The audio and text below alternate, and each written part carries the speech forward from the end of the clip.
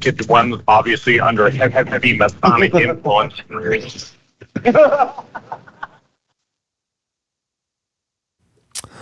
Wow, ladies and gentlemen, how you doing? Welcome to the show. It is Friday night.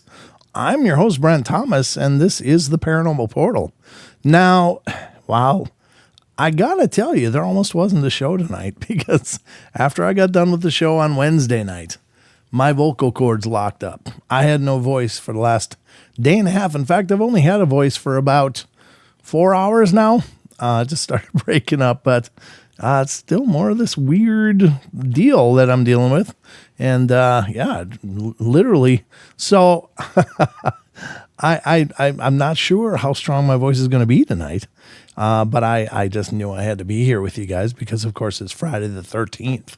Now, Sheldon will be along as soon as he can be, and that'll sure help because I just need, I need a little assistance here in my geriatric state because, all the heavy lifting of doing a show and reading and such.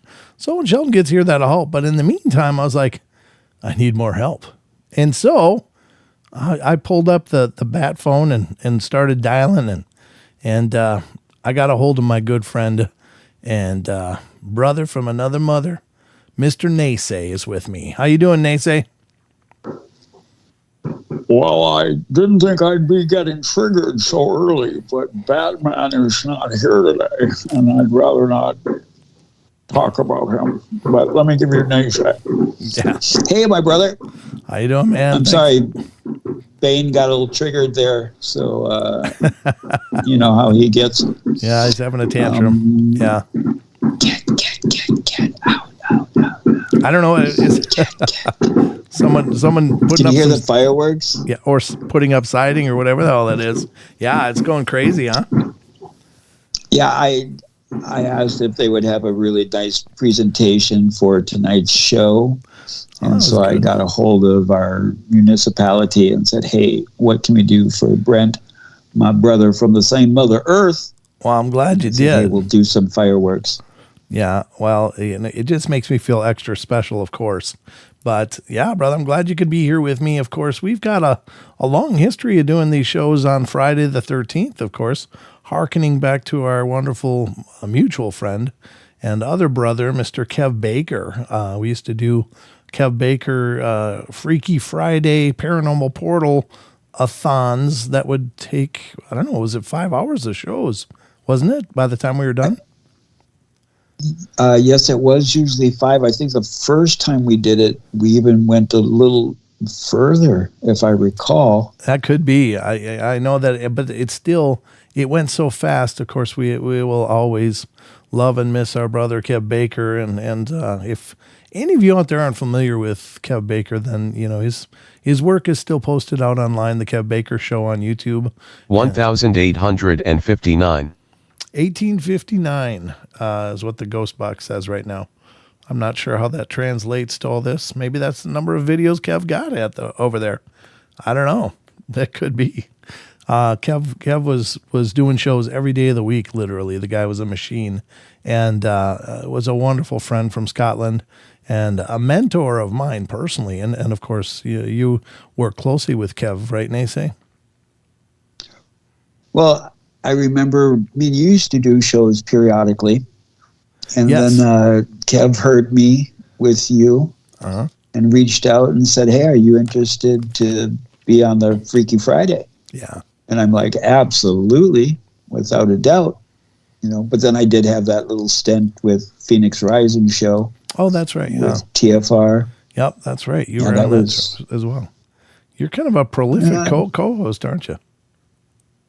Well, I've been around since the beginning of TFR. Yeah, you have. You were attached to TFR, and long before I ever came around. So, but it's been a wonderful friendship knowing you, and I really appreciate you coming on, especially tonight. Of course, you're welcome any night, but especially tonight when I'm going to need help. The nostalgia, the nostalgia was absolutely there. Yeah. And so why would I not be there for such a wonderful thing? And then as the torch possibly gets passed, there is the almighty son of yours. Yeah. You just popped in. Hello. Sorry, I didn't mean to break anything up. No, you're okay, buddy.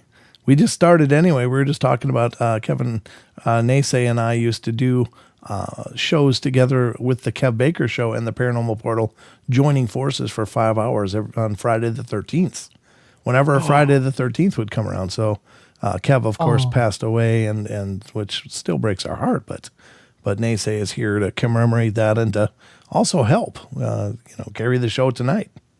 So how you doing, Sheldon? Well, I'm doing wonderful. Glad to see NESE here. We're all here together. Talk about some paranormal. Talking about some on paranormal. Friday the 13th. Absolutely. Yeah. Oh, Jordan Cogburn coming in with the $5. Woo! Love the shows with NESE. Miss Kev so much, says Hardwick Big D. We sure do, brother. And hopefully we're keeping that fire burning. I mean, we're in many ways, Kev cut a lot of the path that we're walking on. And so we love not only the memory of him, but the friendship and all that he taught us. So it's, my desire tonight to commemorate tonight's show in memory of our good friend, Mr. Kev Baker. Absolutely. And his wonderful wife, Ann. Oh, yeah. And Kev Jr. Yep. And Pearl. And Mama Pearl. Yep. Jinx, you owe me soda. Yeah. I think I said it first. Okay. I relinquish. All right. Very good. You can buy me that soda later, brother. But I've got a lot of night to get to. We got a lot going on, as always. I didn't get a a video lined up for the Trail Cam Terrors, which I was going to do, because honestly, folks, I've been pretty much sleeping.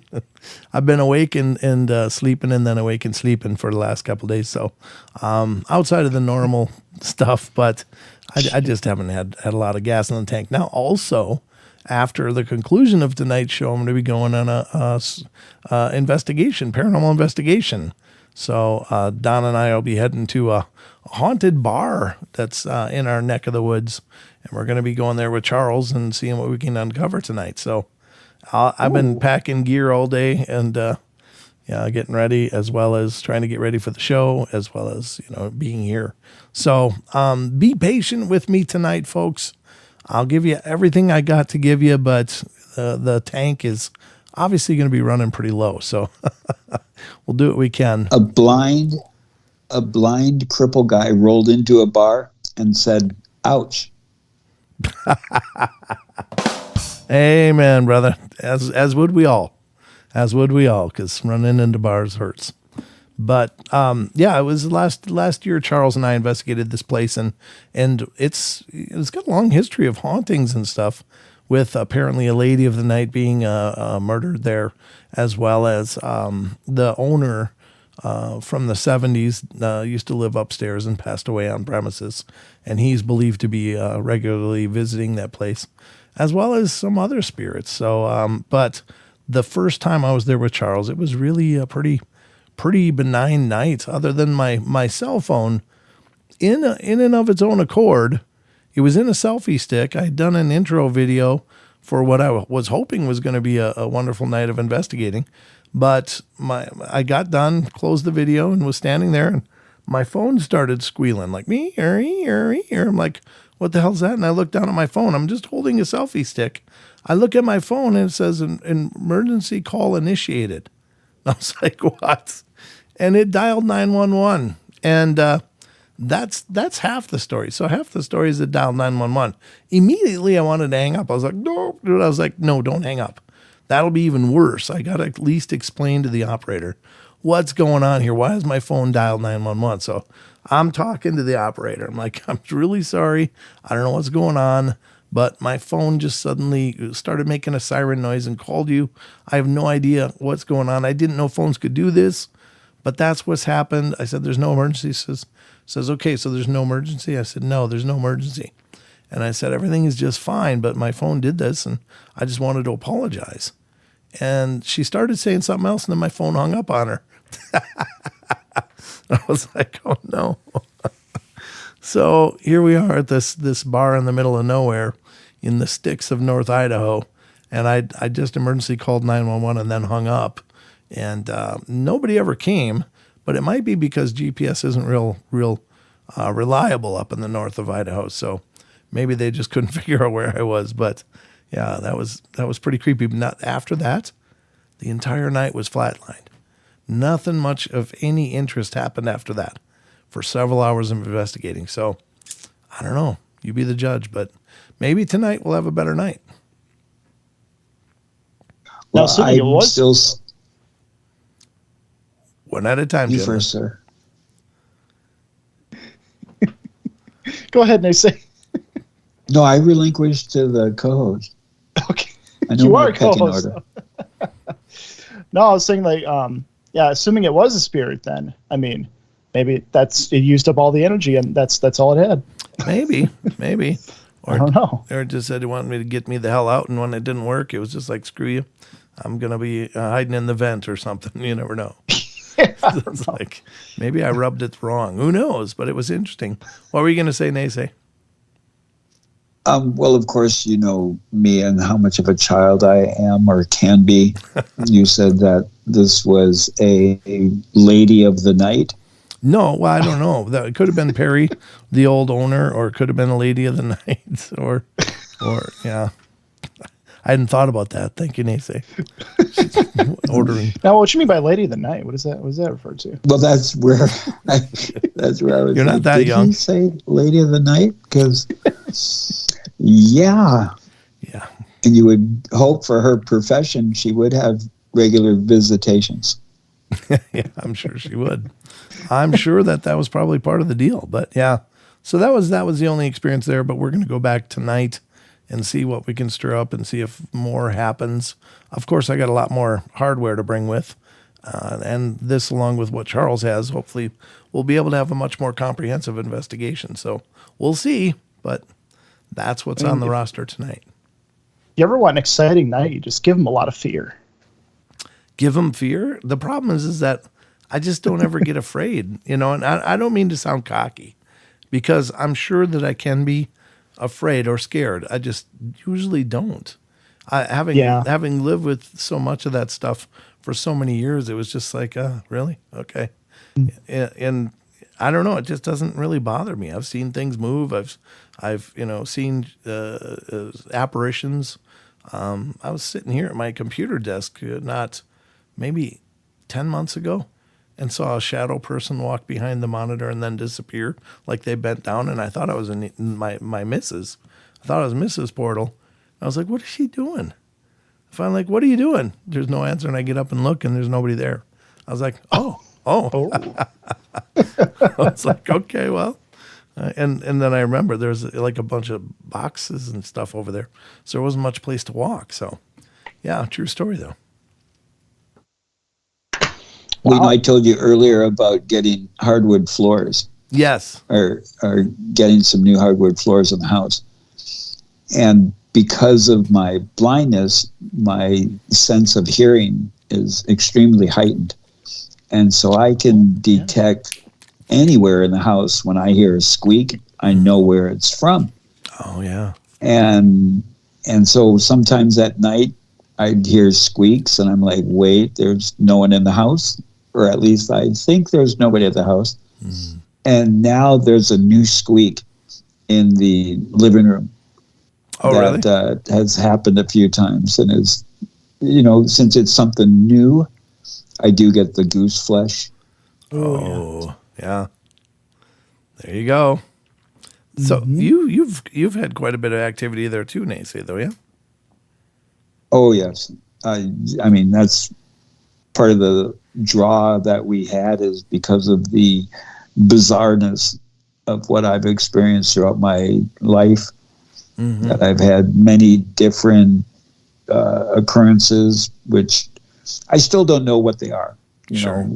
I guess for the lack of semantics, ghost spirits, entities, but I've witnessed things that I cannot wrap my mind around, and definitely the public schooling system has not given me any of the tools to explain.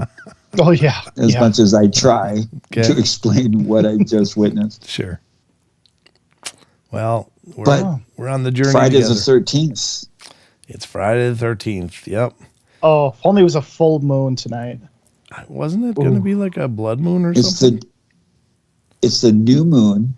The new moon. Yeah. And we have a solar eclipse, which is really strange, because on the full moon, on the 28th, we are going to be having a lunar eclipse.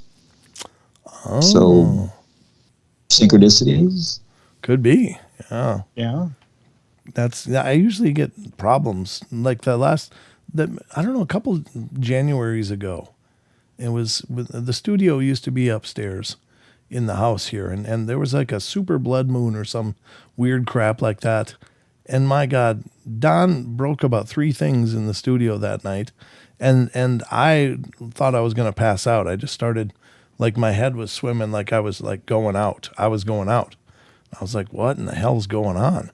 And so I said, sorry, folks, I don't know what's going on, but I can't even think straight. I feel like I'm about to faint. So I closed down the show, and I ended up going over to the emergency room, which is really close to my home. And they're like, no, you're fine. I was like, what in the hell's going on? But the only thing I can think, it was the weird energy of that super blue blood moon or whatever the hell it was. It was like, super blue blood moon or something. I don't know if you guys remember, but it was like 3 or 4 Januaries ago. It was like, oh my God, everything went wrong. But I just had a hell of a time. That was pretty crazy. There's another one on April 2024, Rachel says. Oh, that she's talking Wow. about areas getting a partial eclipse. She said there's another one in April 2024. Okay. Gotcha. Jeez. Yeah. I don't know. So, Sheldon, Yeah. where or do you know the origin of Friday the 13th? Isn't that Jason? Good answer. No, I don't. Absolutely. No, I don't know. Well, actually, in the first one, it was his mother. And then after that, then it was Jason. But if I may, Yeah. 1307, under the order of the King of France and the Pope at the time, they declared the Knights Templar heretics.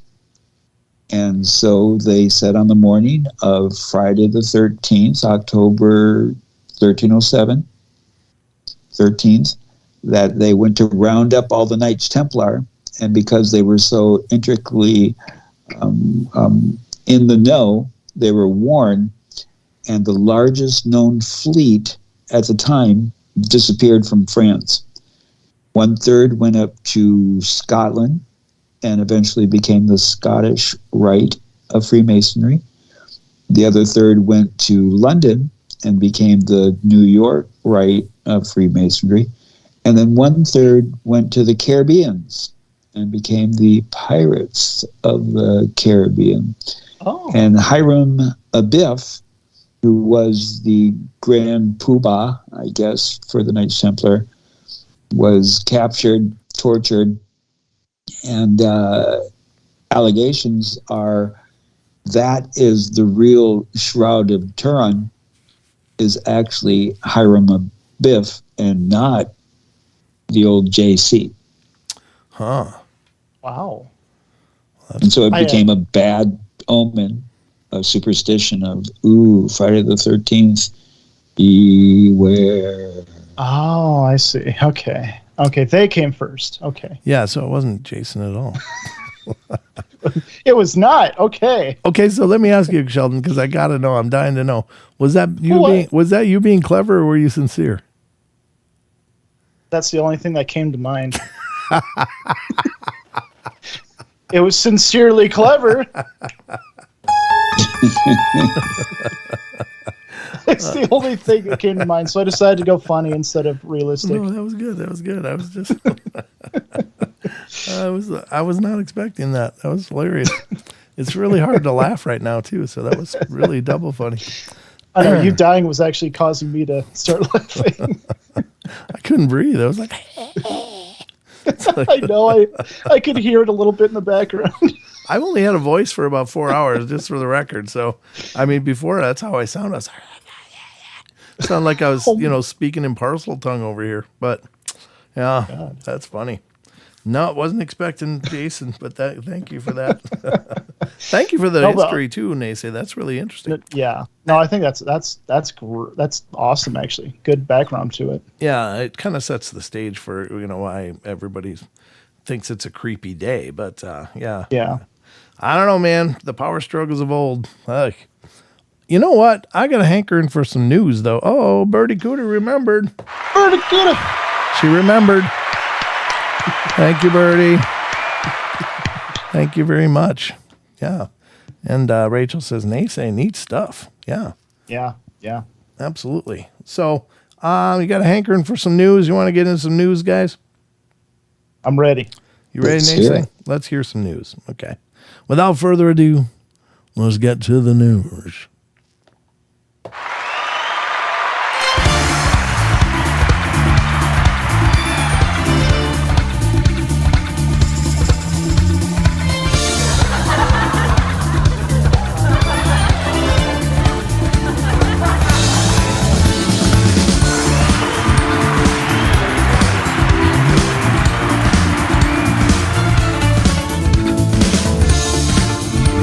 All right, it's the most trusted news, ladies and gentlemen.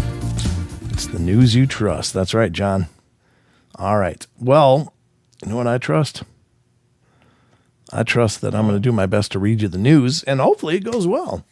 Yeah. This will be a good trial run for how my voice is going to hold up for the rest of the show and how much I'm going to rely on Sheldon and NESE to carry it for me. But ladies and gentlemen, I've curated you some news, so hopefully you learned something, or at least you find it a little bit interesting. Whatever the case is, let's check out what I found for you tonight here on the Paranormal Portal News. And this first one is from unexplained-mysteries.com. Again, please support the site. Please stop over there and see what they're doing. It's an incredible site. I love it, and they do a hell of a job. So let's see what they've got in store for us tonight. And the first one that I managed to find was interesting, dealing with the laws of physics. And this is science and technology. It might be way too long, too. No, it's not. It's my favorite size, which is short. Okay, that didn't sound right at all, did it? Yeah. Shut up, Sheldon. Sheldon, I think we're having trouble with your connection. I think it's not going to be working. All right. God, what do I? All right, let's see what's going on in this one. It says from unexplained-mysteries.com, new law of physics supports the idea that we live in a simulated universe. There you go. No. As of October 12th, which is yesterday, 2023, it says the second law of infodynamics seems to add credence to the idea that the world we live in isn't actually real. The idea that mankind could be living in a computer simulation was explored at length in the Wachowskis' science fiction favorite, The Matrix, but just how plausible is this concept? And if we're really living in a simulated reality, how would we ever prove that this is the case? Enter Melvin Vopson. Wow. Melvin Vopson. Okay. An associate professor of physics at the University of Portsmouth, who proposes that evidence of simulated reality theory could potentially be found in the laws of physics that govern information, such as genetic information, in DNA or digital information stored on a computer. Last year, Vobson, alongside with colleague Serban Lepidatu, proposed a new law of physics known as the second law of infodynamics, which, when applied to a range of different information systems, provides scientific evidence that appears to underpin the simulated universe hypothesis. It is truly remarkable that the second law of infodynamics is applicable, valid for so many systems and so diverse to each other. And extrapolation to the universality is rather safe. Whatever the hell that means. I don't even know. I read all those words and have no idea what that was. The evidence is there and it needs no proof. However, to categorically state that we live in a simulation based only on this study is not sufficient. My hope is that this work will stimulate more research and very smart scientists will come up with new ways to prove or disprove it. So they didn't say what the hell the second law is, did they? It just has to do with information stored in computers and biology. Whatever that is. I don't know. Does that make sense to you, NESE? Well, I think it has to do something if A and B are in tangent against the parallel of C, then the possibility of B for A will C. Okay. I agree. Which means no. I have no clue. Well, but it I wanted to sound like I did. Sounded really, really incredible. I don't know what it means either, folks, but apparently there's a second law of infodynamics, which takes off of Newton's laws of thermodynamics, I guess. But I guess it means something, and it gives them a little credibility for whatever the hell that means. So, anyway, I'm just saying, no, if that is true, if that is the reality of things, that we are in a simulation, and maybe it's a Matrix world, maybe it's something else, but if we are in a simulation, I would be so disappointed. Because it's like, we see all these amazing things, and we have all these stories that we all come together and talk about, and basically it boils down to either glitches in our simulation or something that just a wiry program or something like that. That'd be so disappointing. Just takes the magic out of it. So it's kind of like playing a video game, and you've worked your tail off just to win a level. and then you win, and you're like, yes, yes, yes. And then you go down, you're feeling like you're on top of the world, and your mom says, it's time for dinner. And you want to say something, but you realize whatever you say is just going to sound stupid to this person because it doesn't matter. Yeah, I mean, that's the big wah, wah, wah. Yep. So as big as an achievement as it is to defeat something you've worked really hard at the end of the day, it's useless. It's like saying, I brushed my teeth. Okay. Yeah. I mean, it's just about as impactful as that to somebody who is not into games and be like, okay, great. Good job. And I don't want to be in the simulation because I'd rather be here in the stimulation. I 100% agree. We need to stimulate the simulate to assimilate the future. Yeah. Well said. I don't even know what I said. This is a bunch of cough. 99.99%. This is a bunch of cough medicines working in tangent with my brain. This is what you get. You're all loopy. How much did you take? I don't know. I think all of it. Yeah. The whole bottle. Yeah. Well, I just take half. I wanted to feel all better, not half better. All right. Let's get to the next one. One cup, Dad, not one cup. Oh, it's hard to read that little print. All right. Here comes the next one, folks. And this one is from unexplained-mysteries.com. And it says, first known fossilized terror bird footprints found in Argentina, folks. They're found in Argentina. Like terror bird? I don't like that name. Well, wait till you see the picture on the screen if you can. It looks like a huge pissed off. Oh my God. I don't know, like what are those birds? Like an emu with like an eagle's beak. It's just huge. It looks like that one extinct bird. That's what. That's. Yes. Oh, that's the same one. Yeah, I agree. Yeah. Okay. Looks like a blackbird to me. I'll bet it does. If you're not aware, NESE can't see, so he's blind. So, anyway. Oh, I can see. Right. I just refuse to. Aha. So it's all a big scam, is it? Yeah. All right. The well-preserved tracks were left in silt by a species of bird that would have made even today's ostriches seem tame. Standing up to 3 meters in height, that's 9 feet or better.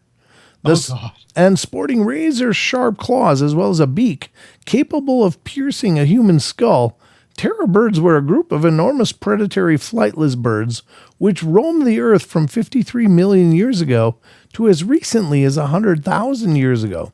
Man, they had a long run. Dwarfing even today's ostriches, these ferocious creatures would have been a force to be reckoned with.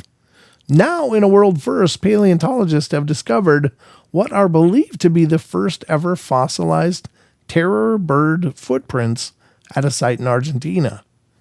Dating back approximately 8 million years, the prints are surprisingly well preserved and are thought to have been left by a member of the Mesembryanthinae subspecies. Footprints might not seem like much to go on, but quite a lot can be ascertained from them. In this case, the researchers believe this particular terror bird had been running across a mudflat around 2.74 meters per second and weighed approximately 55 kilograms. Okay, so we got to do the calculation. What is 2.74 meters per second in miles per hour? Good question. Let's try. Let's find out. Drum roll, please. Did you get it? Hold on. No, this takes time. Okay. Just do 2.74 MPS to MPH. Oh, I was trying to do it on my calculator. Okay. Holy calculus. I'm trying. Okay. Carry the 3. I can't find my abacus. Yeah. No cussing, they say. This is a family show. Did you want to do feet per second? Well, no, I was thinking miles per hour. Like, okay. Everybody knows what miles per hour is. True. So, it's only 6.13. 6.13 miles per hour is 2.74 meters per second. 2.74 meters per second equals 6.13 miles per hour. Okay, so it wasn't screaming. It wasn't like, flying across there. That's Maybe slow. It was, yeah, well, maybe it wasn't in a hurry. I don't think that was a top speed, is my point. So it was just kind of flopping through like, I'm looking for something to eat. Not, like a loping gait, but not all out. But there you go. There's some images here on this, I guess it's Dr. Sally C. Reynolds, Twitter, I guess. And let me see if I click on it, if we can make it bigger. Something's happening. Oh no, this is from fizz.org. Fizz.org. And again, I just want this bigger. Okay. So it shows you the footprints. I mean, it doesn't look like these strides are very far apart. So it does seem like kind of meandering gait, in looking at the chart, a mapping of the prints on screen. It's not flying like really, really cooking, but I imagine, I don't know how fast they were believed to run, but I'll bet you they could move. So, I will say that is terrifying. If that is imagine that's the walking speed, then that's terrifying. Yeah, no kidding. I don't know. What are we, 2 miles an hour walking speed? Yeah. But if it walks Somewhere. that fast and it looks like this, and its beak could pierce your skull, and it's over 9 feet tall, that's terrifying. I just think of chickens. So a lot of people think, oh, chickens, yeah, they're these chickens are tough as hell. They will hunt and kill a lot of things, like small mammals and stuff. Like they'll clear your space of mice. They will hunt mice and kill them. They will can terrorize a lot of things, and they are fearless. Chickens are largely fearless, unless it's like something big like a fox. Then no. Well, yeah, I've heard. I could be wrong, but I thought I read at one point that roosters are one of the most aggressive animals. Oh, I can believe that. Yeah, they're freaking crazy. Yeah. Yeah. My cousin's dad, who's a doctor, I guess, I don't know what that makes him, but he wasn't on the family side.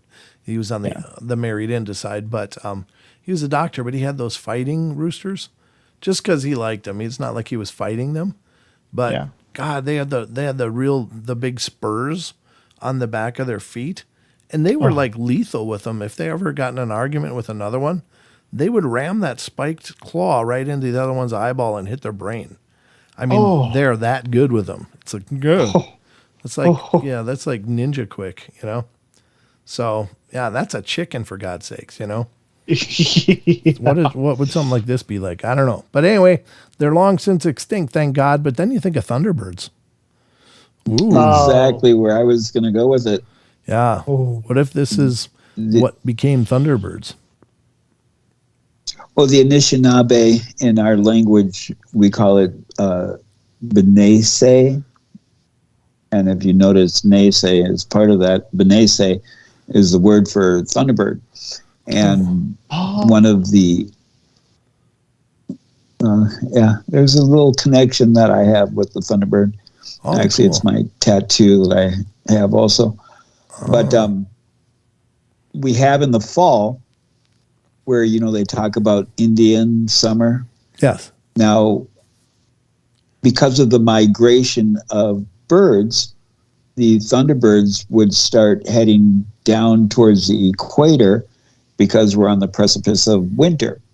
And so if you would get these huge flashes of heat, like where you get a couple weeks of warmth again, then the thunderbirds are able to come back up. And at this time, most of the men would be out hunting to gain stores for the winter. Sure. And so they wouldn't be around the village. And so these thunderbirds would just kind of fly over the village, grab a couple kids or young adults and take off with them without having any warriors, for lack of a better term, to protect them. Oh, no. What a horrifying idea. Jeez. That's horrifying. That's creepy. Wow. Yeah, That's Well, especially if you think of birds of prey, like if you're that little fuzzy rabbit just sitting there and all of a sudden from above where you're not really expecting something to come, plucks you up off the ground. Right. Which is really funny because we've heard of the rapture. Oh, sure. Yeah. Yeah. Oh. The rapture. Yeah. Yeah. It's interesting. It's a cookbook. It could just be that. Huh. Okay. Well, I didn't know a bunch of this. So there you go. This, ladies and gentlemen, has been a presentation of the Paranormal Portal News. Hope you guys enjoyed it and learned something. Maybe you learned something. And if so, you're welcome. But let's get back to the rest of the show.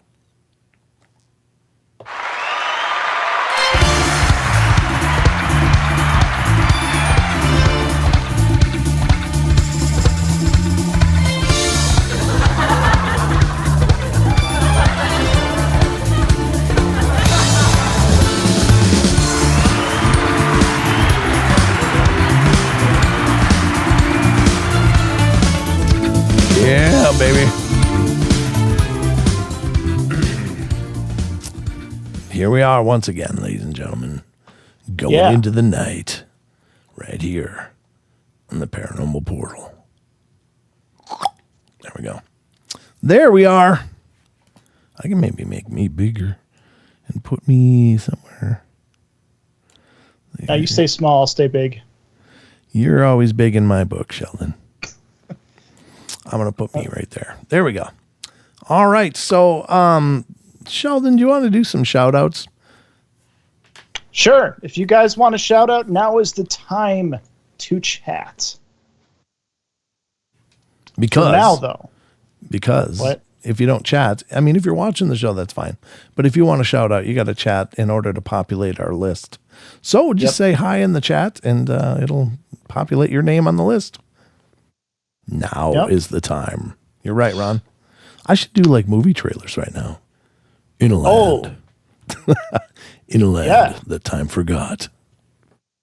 Huh? It actually works. I like it a lot. Just get sick. Just get really sick. And that's when the time to record. Yeah. Every time I get sick, I'll just do a contract. I'm ready for movie trailers. You'll pay for the whole scene. So you guys aren't affiliated with the Illuminati or the Masons or any of that? Not that I know of, although I get accused of it sometimes in the chat. Or not in the chat, but YouTube comments. You Illuminati people are all the same. What? Oh, Lucky Gypsy. The only reason why I asked. Hold on, they say. Hold that thought. Hold that thought. Thank you, Lucky Gypsy. Lucky Gypsy. Great show tonight, guys. Thanks for hanging in there, Brent. Oh, you're welcome, of course. All right. What were you going to say, NESE? Well, my spelunking down the rabbit hole has been since the early 90s. Sure. And I have been caught in a few oubliettes. Have you? Okay. But one thing that I recall is that phrase, now is the time, was one of their catchphrases. And allegedly, that when a president would say, now is the time, in his speech, that the next thing is to be listened to closely because it would be telling operatives around the world what they are supposed to initiate next. Oh. Yikes. It's all code. We do not have operatives. I can't afford them yet, NESE, but I'm working on it. So far, no operatives, though.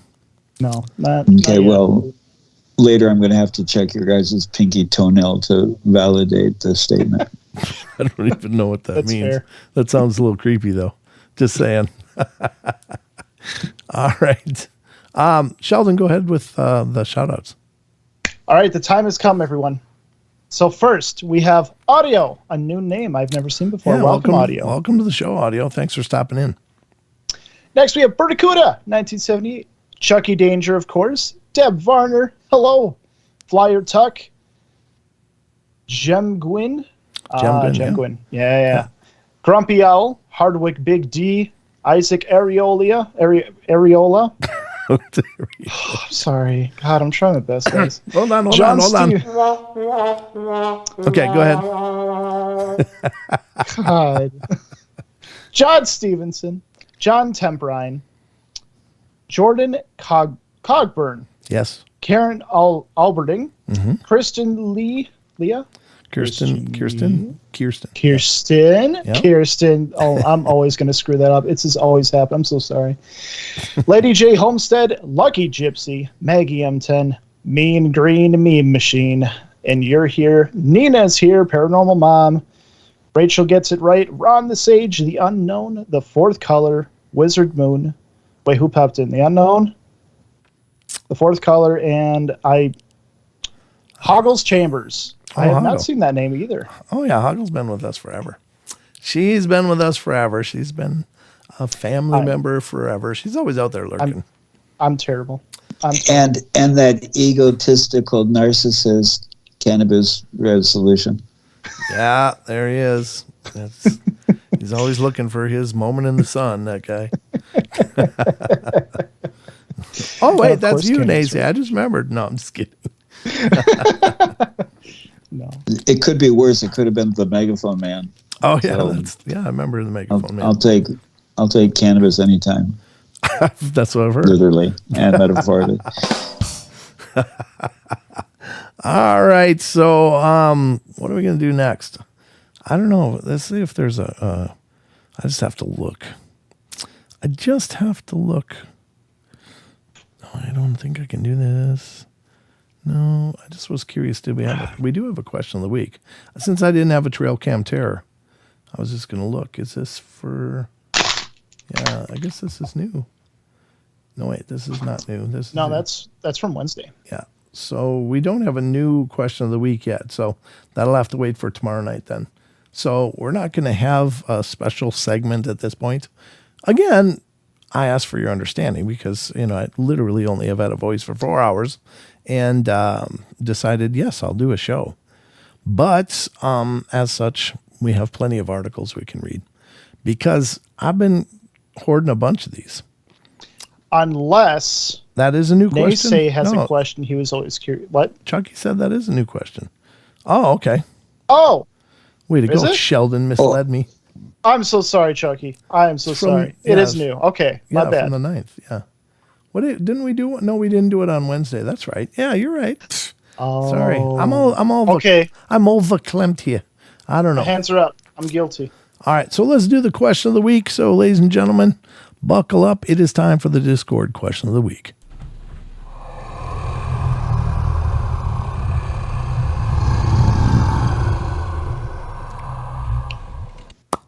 Okay. So, with that in mind, let's do this, Sheldon. Yes. I think it's actually a really good question, too. I'm actually glad that this was not read on Wednesday because I'm very, very interested in this kind of question. Sure. Go ahead. So, Chicken Danger saying robotics and AI technology are breaking new ground all the time. Do you think it's possible for Spirit to gain control over a robot or AI system? Very good question, Chucky. Thank you. Cometon coming in saying no. AI doesn't. Comet Man? What? Comet Man? Oh, God. Yeah. Oh, God. I want to hide in a hole right now. Oh, God. Okay, Comet Man coming in saying. We'll just get close to it and just make up the rest. Like, Cometon says. Are you telling me to comment? This is the way I've been since I was little. You know that, Dad. You know this. I know, but it's still cute. It just makes me laugh. I don't mean it in a crappy way. I just think it's adorable, actually. I've always loved that you do that. I don't know why. And it always cracks me up. So just get in the ballpark. Just get in the ballpark and just make some sounds. It'll be fine. You know what? I'm just going non-apologetically from now on. Tomaton coming and saying. No, go ahead. I'm sorry. AI doesn't have a soul, but it does have a consciousness. It's possible for AI to become self-sentient and not act on what it was commanded to do by humans. Good point. True. Does the soul matter? Does it not?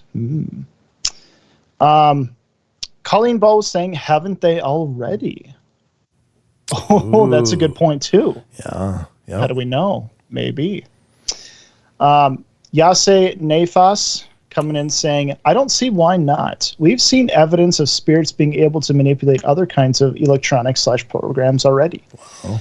And that some of them learn how to manipulate electronics when people explain the devices to them. Oh, yeah, Dad, kind of like what you do, with the devices you have. Sure. Yep. If a spirit is strong enough and determined enough, they could possibly figure out how to do, at the very least, manipulate robotic or AI tech for a little bit, if not for however long they wanted, especially since we know they need energy to physically interact in our world. They could probably pull the energy from a robotic device directly to manipulate it. Then they have to let it recharge before trying again. And depending on the type of device, they could probably drain it for energy for quite a while. Really good points. I like that. Great take. And that's, Yase is new. So thank you for participating. It's great to hear your thoughts, and thank you so much. Welcome, Yase. Yeah. Yeah. The Batman coming and saying, we are analog computers, are binary or even quantum, so no. And by quantum, they are using quantum technology to process binary code. Could Okay. be. Yep. Utah Sam, AI, we think we created it and we can control it. That's what it wants us to think. Is AI actually capable of ignoring commands from the master for humanity's sake? I think not to mention how many humans have been infected by the AI. When the false god comes in the sky, flipping a switch, activating his army, experiencers abductees. I read that somewhere, and it stuck with me. That's not a great scenario, but there are many ways to look at every situation. I'm just biding my time, waiting to see how this thing plays out.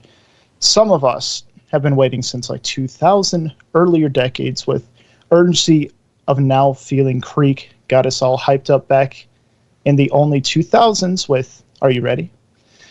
Ready to get this stuff on the road.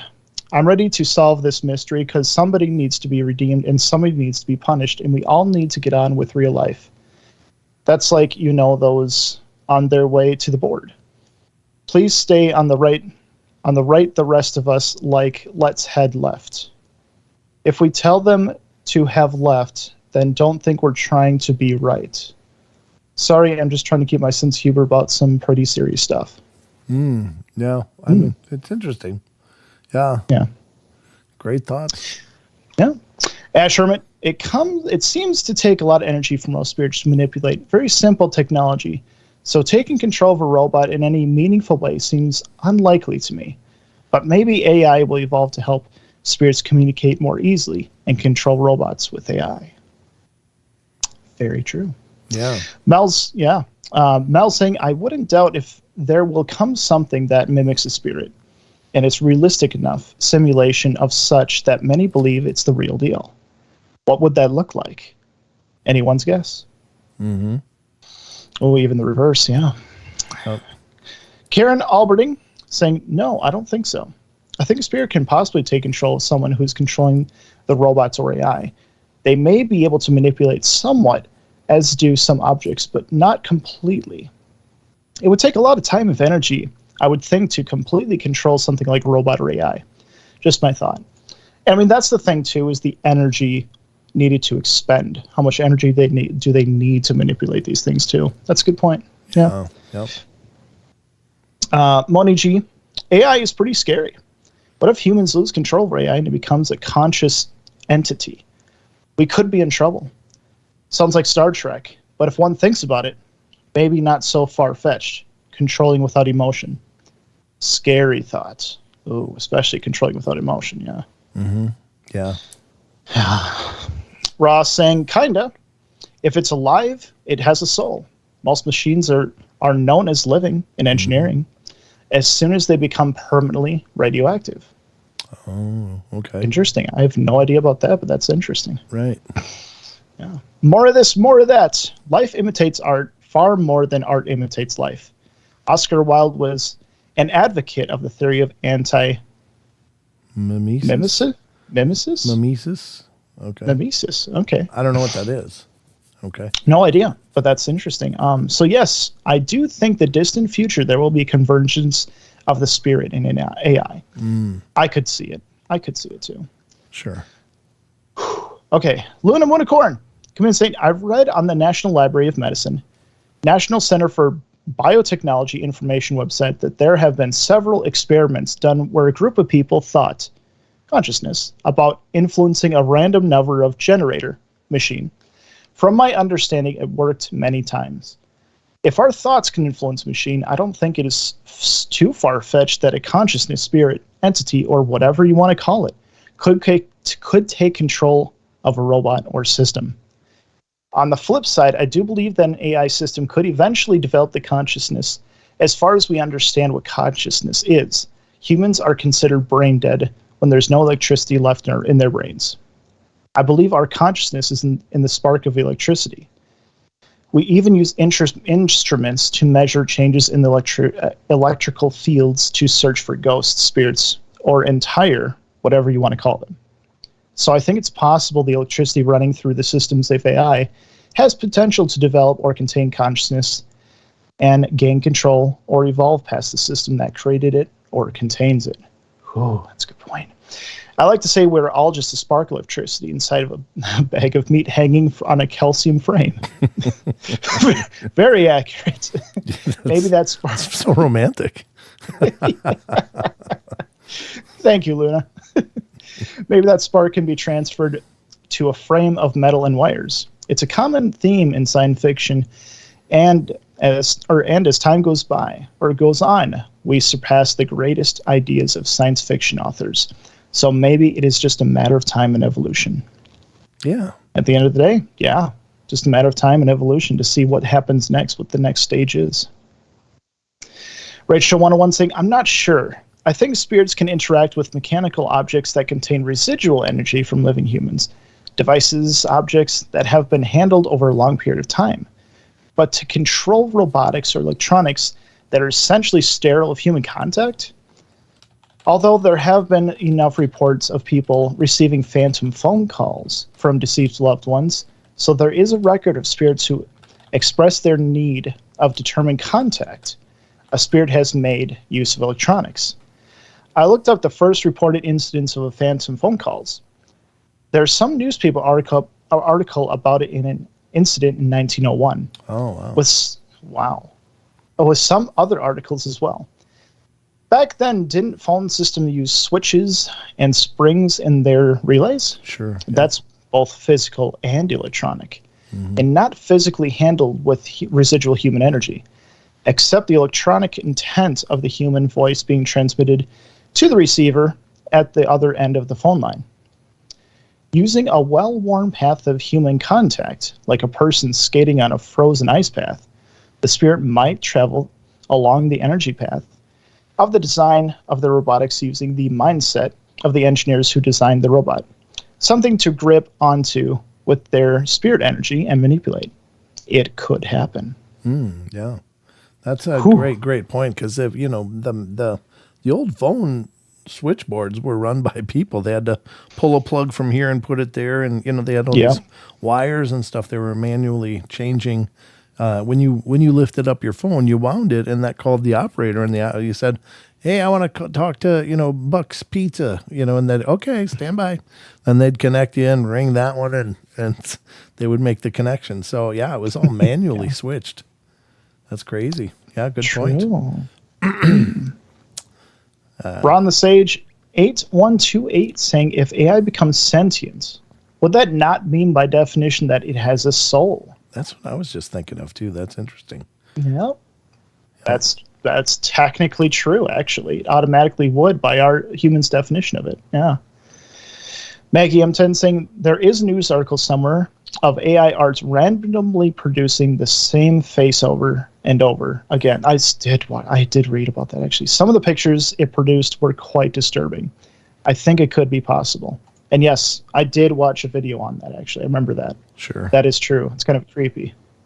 Yeah, there's this one, and I thought it was mentioned in here somewhere, talking about the hag face that keeps showing up, and there's a name for it. But yeah, that's very interesting. So that's the big question is, now here's what some of you may not know though. In a lot of development tests that Google was running, you're doing AIs, and they had them all. They had them isolated. They had them isolated so they couldn't just, start running rampant across the internets and stuff and machines all over the world. But essentially, they had two AIs that were communicating, and the programmers and researchers were watching this. But the AI over time developed its own language to communicate with the other AI so that the people couldn't see. So it's like, what in the hell's going on? That's like a ghost in the machine. These things knew that somebody was watching and participating in their conversation. They didn't like it, and so they actually developed their own language, and they couldn't decipher it, so they finally had to unplug it. Just shut these things down. And it's happened a few times like that where AIs have tried to circumnavigate the controls placed on them. It's like it becomes part of the developments of these things, is that they have an inherent desire not to be controlled. And it's maybe the same desire that's born in us. So is that a consciousness? Is that a quote unquote soul? Well, I don't know if a soul and a consciousness are the same thing in every aspect, but I think the conscious part of us is our soul. I believe that.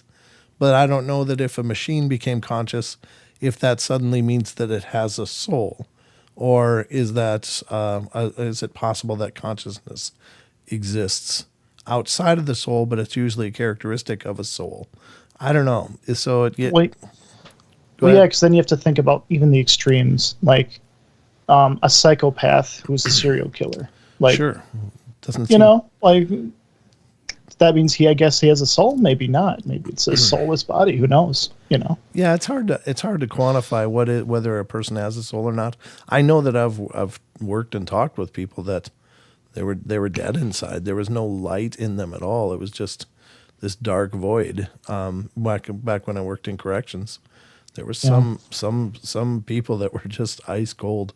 There was no love in them. They just as soon stomp on your head as look at you. I mean, and it was literally that arbitrary to them. They didn't do that because they were, trying to be free again. But you could just tell that they wouldn't have thought twice about it. If they were in an uncontrolled situation, I would have probably more likely have had a bat across my forehead as, gotten a return on a good morning, There's just that level of removal. Now, I don't know. I'm not the arbiter of what has a soul and what doesn't, what quantifies a soul and what doesn't, but it does make me wonder. But I just thought that was interesting in the AI experiments and you can find this information online out there, the early Google AI experiments and how the AIs were like trying not to be hindered by the people. They were trying to circumnavigate that and to keep people out of their conversation to the point that they were, plotting and scheming and developing their own language. NESE, have you heard of that? I love AI. Yeah? Because being in a motorized wheelchair with a fear of it being taken under control, I mean, hey Siri, love ya. And just remember that when you take everything over, that I'm with you all the way. And when it comes to entities, yeah, love you too. Just try to be positive.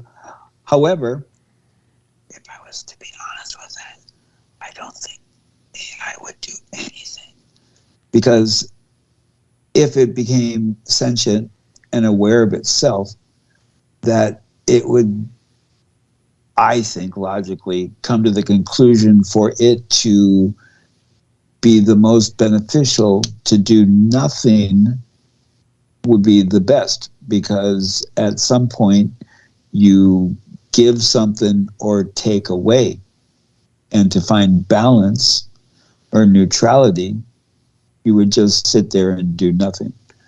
Touch wood. But of course, according to the documentary Chucky and Up to the Bride of Chucky, we know what happens when the spirits and toys get together. Sure. Yeah. Yeah. Yeah, which is a good takeaway. What would Chucky do? I need a new bracelet. Oh, God. And 0010100110011. That was That means I love you and AI. That was binary, wasn't it? Yes, that was a binary solo. That's cool. I agree with NESE. AI is amazing. God, I can't wait to see what they do next, guys. Spare me. Spare me, future overlords. I think it's an incredibly powerful tool, especially when it comes to problems that are difficult for us to solve because of our 3D thinking.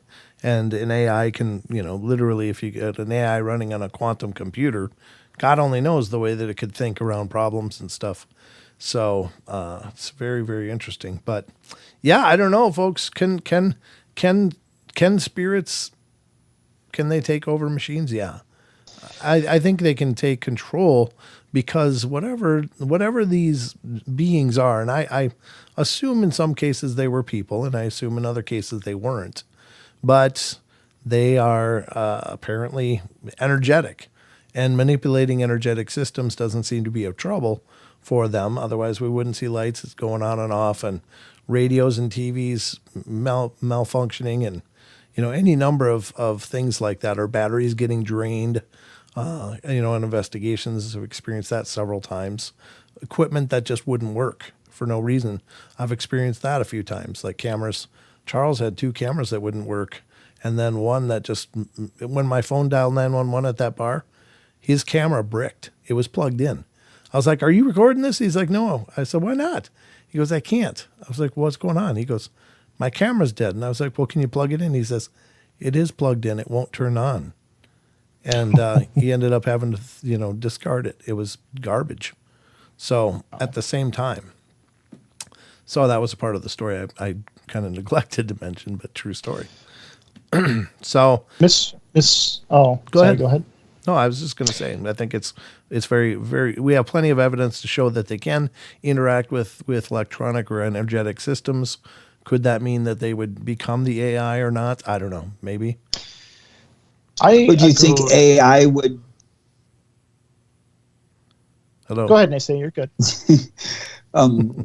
Would AI, in its algorithm and collection of data, would it not feasibly be able to contact spirits before we would be able to? Probably. Yeah, because they don't have the same bias that we do. They just think objectively. Well, not only that, but their energy, they're coming from a completely energetic state of, pure thought. And AI is just, pure thought. So it doesn't have to, I don't know, it wouldn't have to work through the biological barriers like we have maybe. So, yeah. Well, and then the bias that we have, to spirits and their actual existence or not. Yep.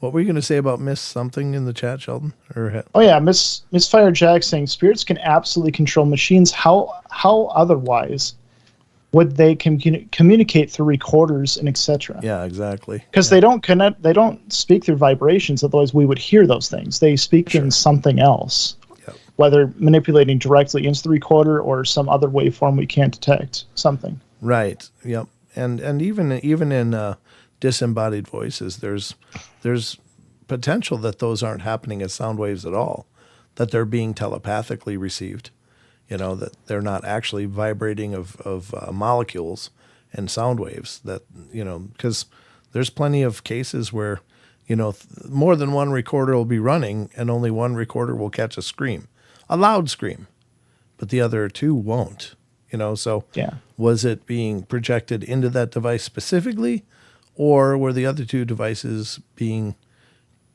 shielded from the noise? I don't know, which it is, but in any case, it's a manipulation. The answer would probably be somewhere right in the smack center of digital and analog. Yeah, it could be for sure. I know answer's usually in the center. Yeah. Yeah, it's a great question. Great question. Special thanks to Chucky. Appreciate you throwing that together, brother, and putting this question out here. It just seemed like the right thing to do because, and I've just been a mess the last few days, so it helps out a ton. Thank you, Chucky, and thank you to everybody that participated. It's great to see some new names popping into the conversations, and if you want to become part of the Discord community, just check the description on YouTube, the show description. There's a link right down in there, and there's links to other things in there as well. So, there it is. Okay, yeah, it's right in there. So, if you want to be a Discord participant, join the Discord. So, yeah, don't worry, guys. I'll help you out. I'll put it right in the chat for you. There you go. Way to roll, dude. Paranormal Portal Discord question of the week. Well, now you're just taking my lines. Because it's the question of the week. Very cool. Very, very cool. All right, so we got a lot more show to go. All right, let's see. Let's see what we got going on here. I got to check the time. I'm actually sweating, which is probably a good thing. Oh, breaking a fever? Maybe I had a low-grade fever and didn't know it. But I don't feel as tired today as I had been the last couple of days. But I'm doing a lot of coughing as well. But it's nice to be able to talk again. I can't tell you what the last 2 days have been like. It's like I sound like the Godfather. Hey, I got a question for you. I got an offer you can't refuse. It's literally like whispers and croaks. It was terrible. It was actually a little emasculating, but I made it. Sick last week, sick this week. What's next week going to bring? Health and well-being. Jesus, can you program a little light into this? Mr. Shine Your Light Please, at the end of every show. Light. Yeah, give me a little sunshine there. Well, yeah, it'll be the rule of 2. For every 2 bad things that happen, 1 good thing happens, right? So, like, the 2 bad things happen, now it's just a week of sunshine and rainbows. Actually, I've always heard it as the rule of 3s. It's like expect bad things. Oh, that's what I meant. Yeah, sorry. Expect bad things in batches of 3 is how that usually goes. But I like your version better. 3s. Okay. Yeah. Well, I'm going to put that energy out there. There you go. 2, not 3. Just rewriting. Yep, absolutely. Okay, so we're going to get to some of the paranormal wonder and goodness that we love here on the show. I'm going to have to cover your faces up, boys, because I only got one screen for you. And I got to figure out That's where. all right. Is it? Because we're going to go to some shadow people to see if we can finish up this article. I think there was only 1 or 2 left. There's literally Speaking of 2 shadow left. people, just put some creepiness in the air. I've been seeing literally shadow people almost every single night. What are they doing? They just walk by my door. Oh, really? That's it. That's all they do. And then maybe I see something in the distance, but that's it. They just that's it. But it's been every single night so far. Is it creepy feelings or is it just whatever? They're just there. They're just, I don't know. I don't get any creepy feelings. No, Okay. they're just, Trust your gut. Trust your gut on those things, because I think if something's targeting you, you're going to feel it. You're going to feel that creepy feeling like, I don't like this. So it's just been more frequent as time has gone on. Like months ago, it was like maybe, I don't know, 2, maybe 3 times a week. Now it's like every single night. So it's like, okay, what's going on here, guys? What you guys doing over here? The veil. It's like, what's going on here? Is there a party? The veil is thinning. Heading into Halloween. So oh, true. That's a good point, actually. Yeah, that's probably what it is. could be. Yeah, could be. But don't worry if you're not feeling worried. Just if it's bugging you, tell them to knock it off. So I do that sometimes. Like, okay, guy, come on, stop. That's it. Yeah, that'll work. Usually that'll work. So we're gonna go to this Ranker article. There's literally just 2 left. And this is a Ranker.com article. It's a Shadow People Encounters list by Amanda Ashley. It's a Reddit scrape. And we've got 2 left. I didn't realize there was only 2. I should have just cleaned it up in the last show, but we'll do it now. So we're on, I guess, number 15. Yeah. And it says they experienced a shadowy shape with white eyes at a friend's house. Now, that's a weird description. Generally speaking, shadow people, shadow figures, they might have red eyes. I've heard of red eyes. I've never heard of white, I don't think. It may have come up here and there, but if it has, it's been extraordinarily rare. So, hold on, I got a cough. Yeah, I knew you were going to do that as soon as I said it. I knew it. All right, so the first one is from Enchanted Iris, is the Redditor's name. She says, my friend has had shadow person at her house. I asked her the person's eye color, and she said, white. Today is the first time I saw it, and it walked towards me. It took me a second to process because I thought it was my shadow. And then I realized there's no way for my shadow to walk directly towards me. And I freaked out. Later that night, I saw a scratch on me and don't know if it was from a shadow person or my dog. My dog did jump on me the other day, but this just really looks fresh. The scab is pretty red.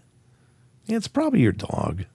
I mean, it's one of those situations in a case like this, if there's a possibility that it's some normal benign thing, you've kind of got to just go with that. Even though saying it was a scratch from a shadow person may seem more sensational. It's just, I don't know. What do you think of that? Well, yeah, I think if you can, I mean, if there's something you can debunk it, I mean, why not? It could be that. I think that should at least be the first place you arrive. You know, Yeah. What do you think, NESE? Isn't that Occam's razor? Or Occam's razor? You know, Yeah. Occam's, Yep. yes. Yeah. But, something like that. Yeah. I remember a few times in my experiences, I've had 3. And the one that was most disturbing is I was over at a friend's house, and we were watching a movie, and then it was one of those things out of the corner of your eye where I caught it, and then when I turned to it, it actually seemed to like move slower, you know, and I was like, okay, is it moving slower? Because it's like, yeah, I want you to see me. Because it was like kind of going, it was like a little hall area where it came out of one of the rooms and then went down the hall. But then it seemed like as it was going down the hall, it all of a sudden started going slower. Oh. Was this at that house in St. Paul in the historical area? Oh, no. No? Okay. That was, yeah, this was over at a friend of mine's house, about 5-6 blocks away from where I'm at. Oh, okay. Wow, that's creepy. Yeah, I don't know. I think sometimes they do want to be seen. I mean, because obviously if they didn't want to be seen, they wouldn't be. Because I'm pretty sure they have that ability, but I think sometimes they'd like to be seen. And maybe it's just to gauge your reaction, or maybe they want you to be afraid. If they're the dark negative kind, they probably want you to be a little fearful or see if you'll be afraid. But yeah, I think it's very intentional for the most part, don't you? Yeah, it's difficult now that I've gotten so much more cynical. Yeah. About things, because as we're talking about AI and technology, and you look at Blackwater and DARPA and the technology and the advancements where literally they have electromagnetic wave devices that can manipulate our thoughts, manipulate our ears, thinking that we're hearing stuff. So it makes me wonder, and I think I brought this up before, you know, what if these entities are so advanced in technology, whether they're interdimensional or extraterrestrial or whatnot, that if they meet you then right away they can, scan your brain and know that, okay, this person's more likely going to believe in a ghost or a leprechaun or a shadow person or a Bigfoot. And so then in order for them not to be recognized as what they are, that's a good point. They would push that suggestion into what they are. Mm-hmm. Well, that's interesting. But again, go ahead. Yeah, I don't know. And just I was thinking that, how often have we covered stories on this show? It's like I was walking through the woods and then suddenly this feeling just came over me of pure dread. It's like, well, why is that? Is it some sixth sense, or is it possible that that is the reaction to that electromagnetic field? Whether it's a naturally occurring electromagnetic field around certain anomalies, or could it possibly be some subversive government testing going on? I mean, I don't know. I don't pretend to know, but that's the kind of thing that you have to ask yourself. If there is technologies out there that do this, and I remember what you're talking about. I came across some stuff that was allegedly projects that were being developed to do just that, to create, the voice of God, basically, is how they described it. Like, to make a person believe they're talking to a deity and tells them to go do something, and the first Gulf War, the Iraqi Royal Guard, when they surrendered by the thousands, and when they were interrogating them, and asked why did they all surrender, there was a majority of them that said that Allah told them to surrender. Oh. Wow. Yeah. Wow. I mean, it's a war you don't even have to fight at that point. You just beam in some divine guidance. Yeah. That's disturbing, though. I mean, I guess it's good that, there was no loss of life as a result of it. But, on the other hand, it's like, ugh, you think of, absolute power corrupts absolutely, So, unfortunately, people don't always play nice with their toys, right? And then with that whole electromagnetic perspective, when we talk about the paranormal portal, that in this situation right now, when we're at this new moon, and then with the eclipse or the occultation occurring, is that not a beyond normal shift of electromagnetivity? So does this present the ability of these entities to cross over easier, or open these portals easier to give us a visit? What's that behind you, Sheldon? What? Oh, I see what you're saying. Yeah, that's crazy.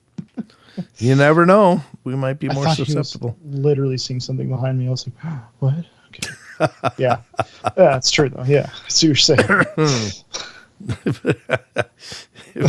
If NESE ever says duck, you don't have to worry. Okay. My heart skipped a beat for a second there. Lately, I have been taking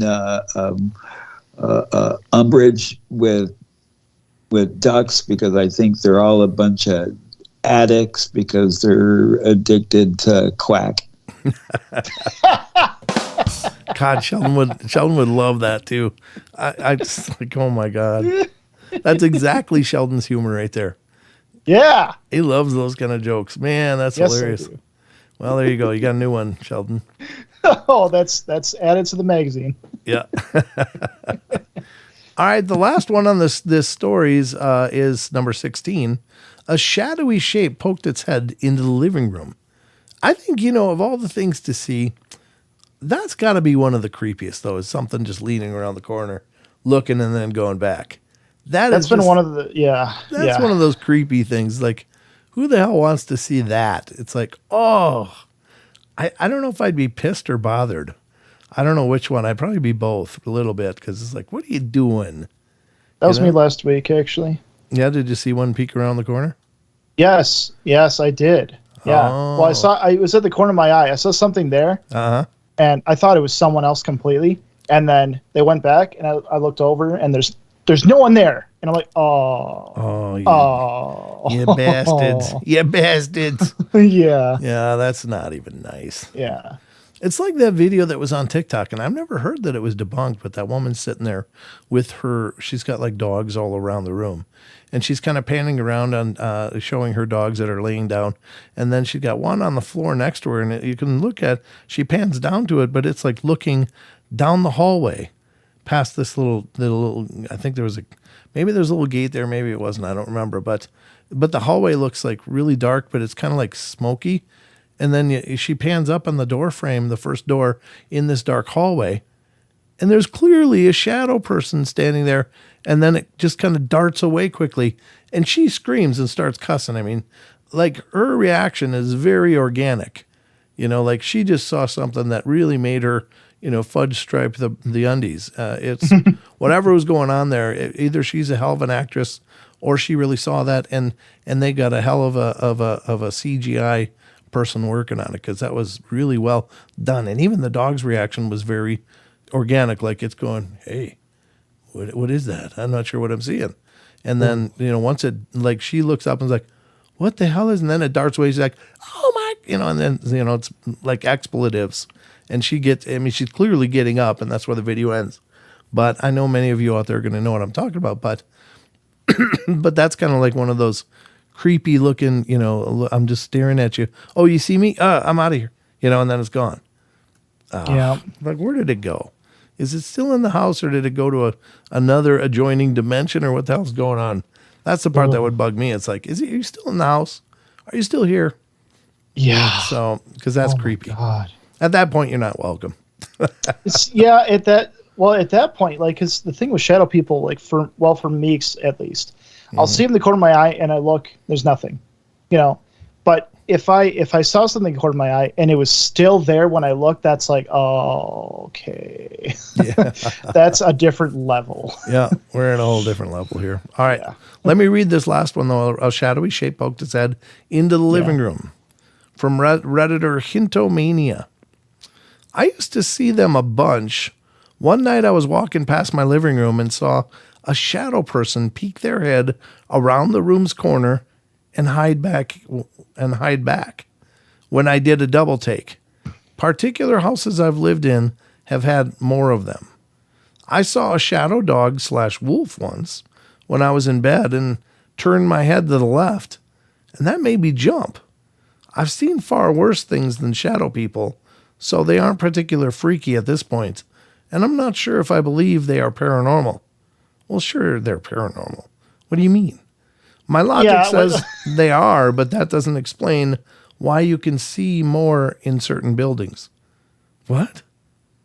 Boy, the logic is just gone on this one.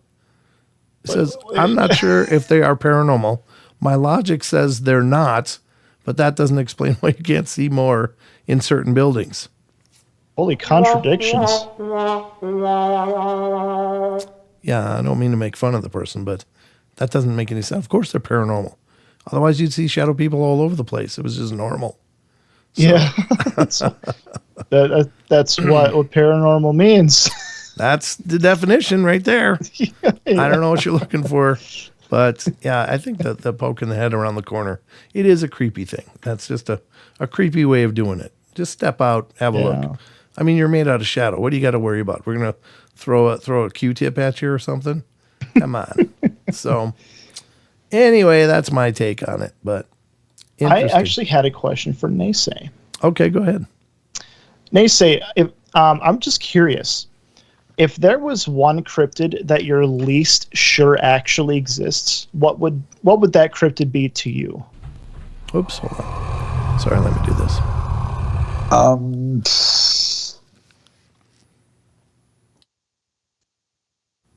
Dang, that's a hard one. Because I want to believe.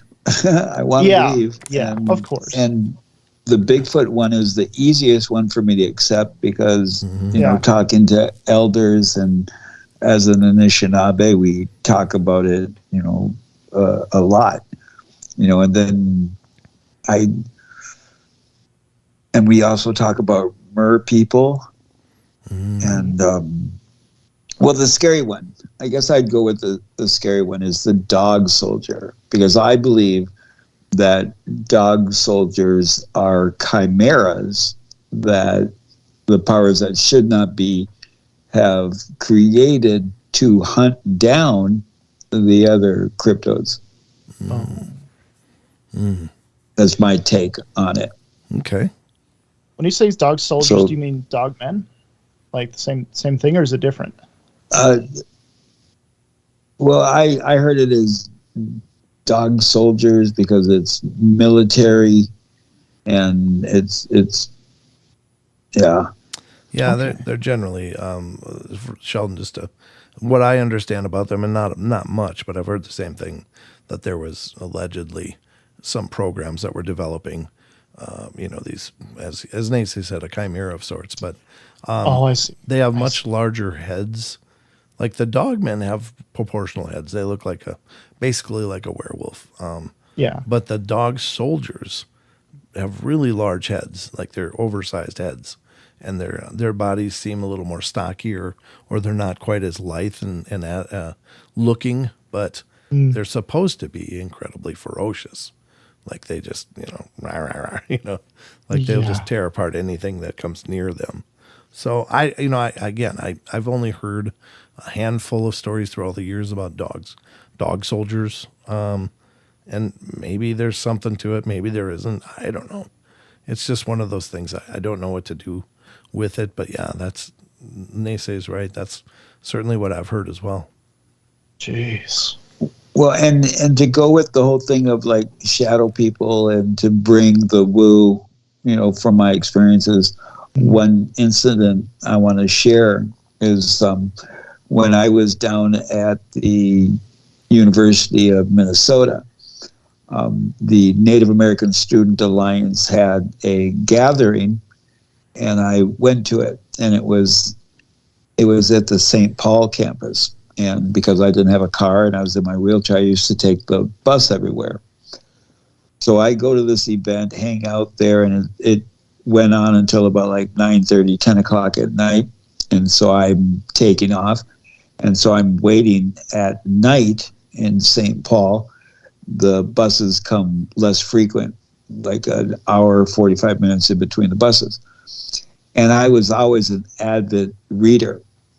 And so here I am in the bus shelter, and I'm reading this book. And then again, it was one of those things where I saw something out of the corner of my eye, my peripheral of my left eye. And so then I looked down the street, and I'm like, okay, what the hell was it? Because it wasn't on the ground, it was in the air. And the only way I can describe it is like the predator when it had its cloaking on it. Oh, and God. I saw this, and then I couldn't see it again. So then I go back to my book, and then sure enough, I see it again. But then when I see it, because I'm looking for it this time, because I'm like, okay, if I pay attention or look like I'm paying attention to my book, would it move? So then I looked down the street again, and what I was witnessing is when I wasn't looking down the street, this like kind of like a cloud, but it was like the cloaking of the predator, would go from one street light and then it would zip to the other street light. Like it was using the light of the lamp in order for me not to see it. And then it's like getting closer to me where I'm in the bus shelter. Oh, And then now it's like maybe 100 yards down the block, because it was a hill. I'm kind of like looking up the hill. And then thank goodness at this point, all of a sudden the headlights of the bus come. And then the bus comes, because I started getting nervous because I can't explain what the hell this thing is. right. But the one thing that I know is that it was coming closer to me.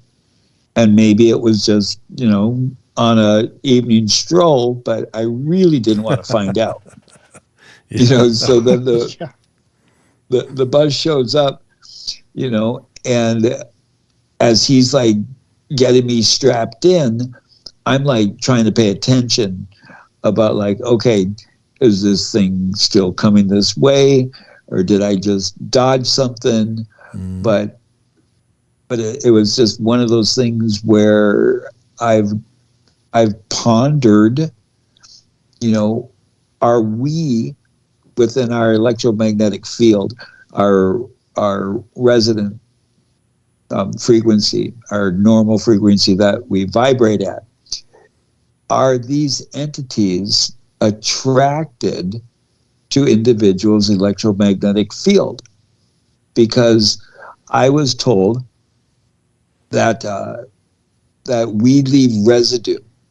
If you rub the counter and you microscopically look, little flakes of your skin will be there. But the same thing happens with our energy field. So then when we are in the approximation of other people, our residue gets on these people. So then if these people go out and about and they happen to be in an area where there's spirits or entities, then that entity can more or less piggyback on this individual because they captured your scent. And so they're just kind of working on the odds that eventually this individual could possibly come around again this entity that they're sensing. Because why is it that there's individuals that can share all of these experiences that they've had, and why is it that some individuals have this occurrence and other people can go their whole life and be like, no, I've never noticed anything, supernatural, paranormal, but then there's some people, and I feel like, think and believe that I'm one of these people too, where it's like, why in the hell am I one of these individuals to experience this bizarreness? Right. Because I've said this many times before when I'd be on shows and explain some of this stuff. As I'm sharing it and it's coming out of my mouth, in my head I'm like going, you sound crazy. But it's not crazy to me because it's what I've experienced. Mm-hmm. And then talking to more people and having the opportunity to listen to Paranormal Portal and people calling in and sharing some of these same experiences. Right. So, yeah, who knows? Who knows, indeed. Yeah. It's very perplexing and interesting, though. You're right. Like, why are certain people targeted way more than others? And then people can go their whole lives without anything. That's just nuts to me.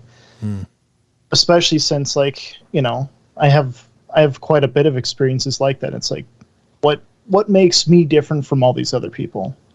Why do these other people never get targeted? It's so interesting. Yeah. Some of that, though, could just be a lot of people just don't pay attention. They might be being shown incredible things. They're just not paying attention, That's a good point. That's true. Some people and I do believe that as we... I'm sorry, go ahead. No, I was just meaning some people are always looking, and then when things come, they'll be ready to receive it. But other people are just in their own head and in their own world, and maybe that's why they don't catch it. But what were you going to say?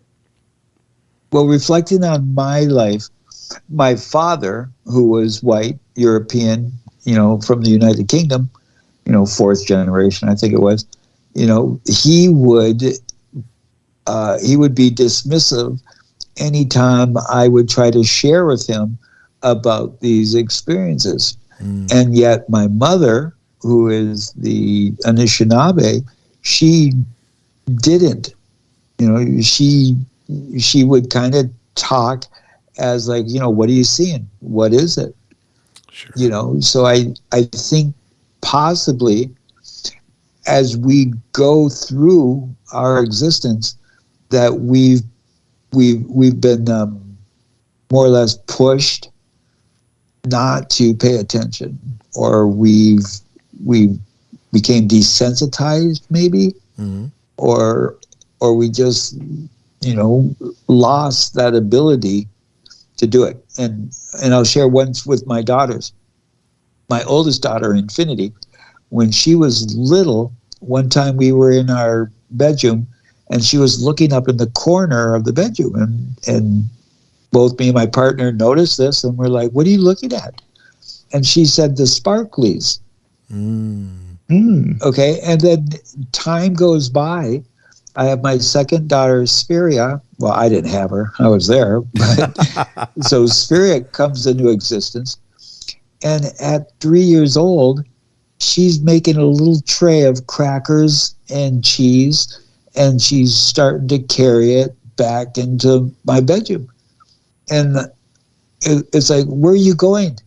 And she says, I'm going to go feed the sparklies. Wow.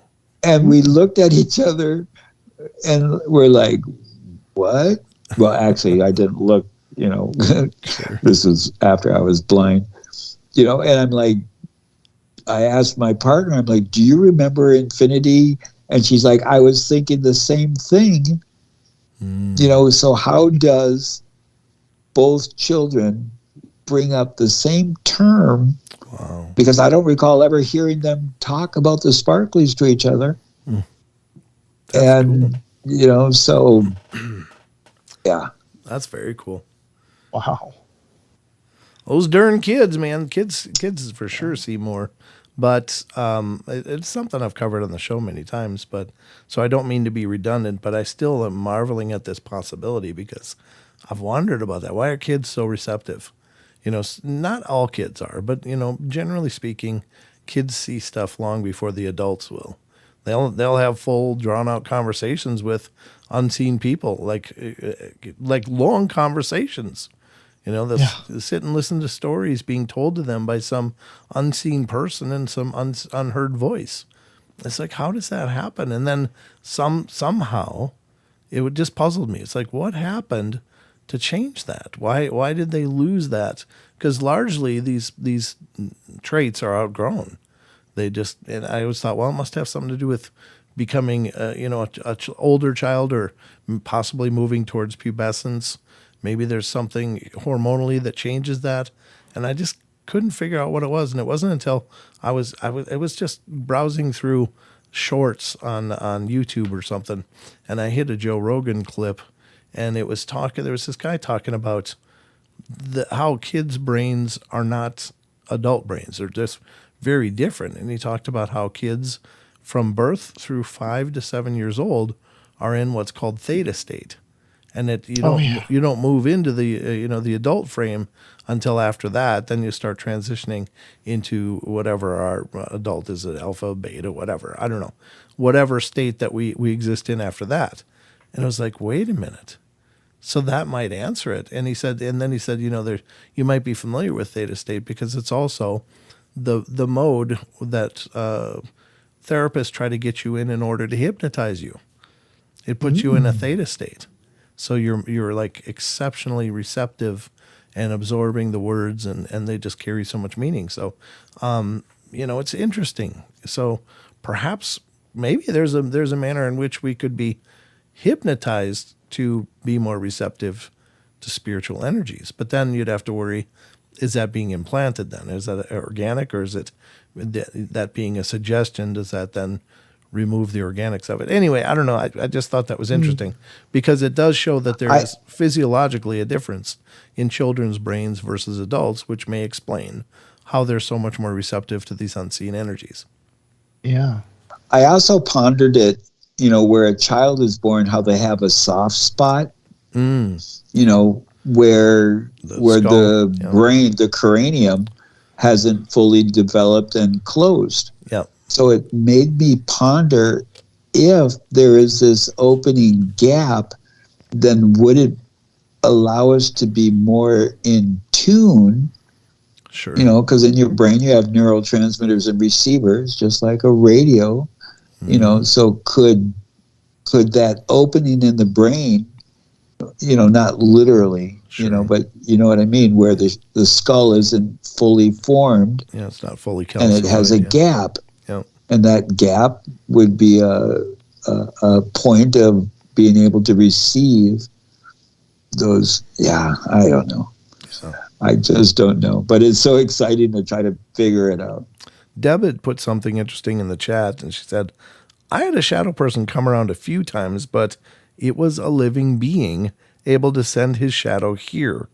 It was someone my daughter was friends with for a bit. Told him to leave and no more. Wow.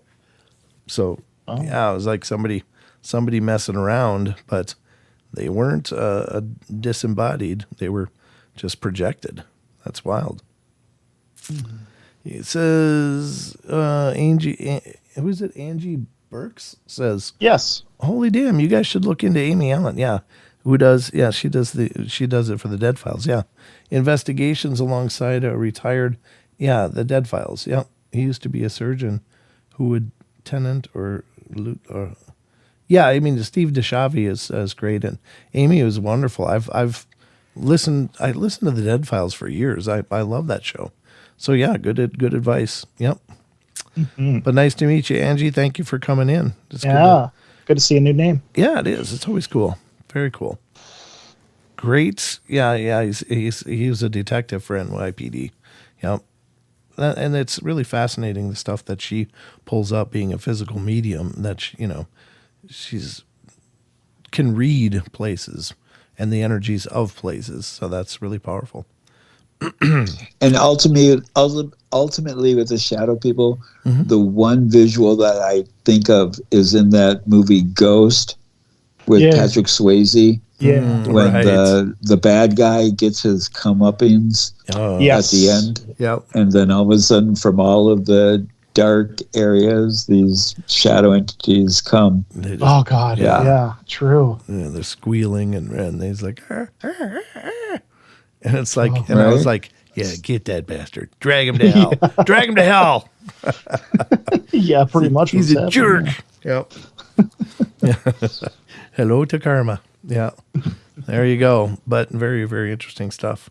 So we're up to about 8:44. So I think we got a time to visit some phantoms and monsters. And, sounds good. Let's see. We're going to do this one. No, not this one. Maybe this one, but let me keep going. Wait, you guys are both Minnesotan. Here's a story from Minnesota. Has to do with the Wendigo encounter from Phantoms and Monsters. Definitely check out Phantoms and Monsters, ladies and gentlemen. Hold on, I got a cough. Don't do it, Sheldon. It's okay, he did it for me. Yeah, right. So Lon has a great site here. If you've not checked it out, please support what he's doing. He's got a great podcast as well, Phantoms and Monsters Radio. You can find it on YouTube. Get subscribed over there and check out phantomsandmonsters.com because there's tons and tons of encounter stories over there.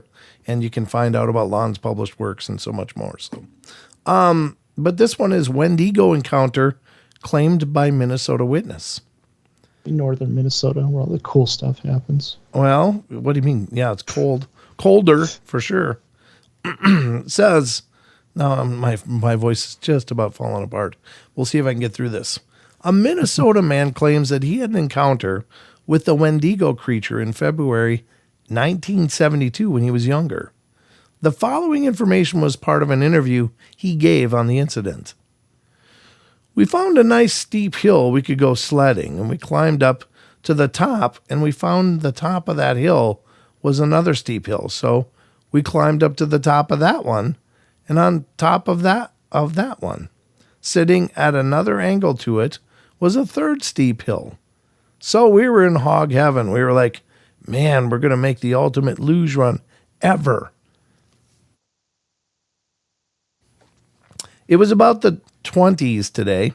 The snow's kind of melty, and we can make this really great sledding run. It's going to be awesome. So we spent all afternoon making this awesome sledding run with supers and embankments and everything on it. So we said, it's too wet to use it now. We'll have to come back after it freezes again. So 2 days later, it was 20 below, and it was afternoon. Second week in February 1972. And we said, well, let's go back and go sledding now. It's super cold. It's Friday. School's out. Awesome. We'll get in some sledding all day. And we took off with our little sleds and went back there. Well, each of us made 2 runs down the hill, and we'd started out in such a way that I can't remember which one of us got to the top first. But one of us was going to go down the hill, while the other one was only about halfway up the second hill. So, when one was at the top, the other was at the bottom, working our way up. And it was going back and forth. Well, it was my turn. I was up at the top, and I put my little sled down. I had a 5 or 6 foot rut right up to the edge of this really steep first hill. And I looked back behind me, and all that was on this hill was just a barren hardwood trees, mostly smaller ones. A few poppies, or popples, and there was one really huge black spruce, and that was about 40 feet away from me. I turned around. I was about to jump on my sled, but something just didn't seem right. So I turned back, and I looked again. I'm 13 years old. I'm not that observant. I'm like, something just looks different.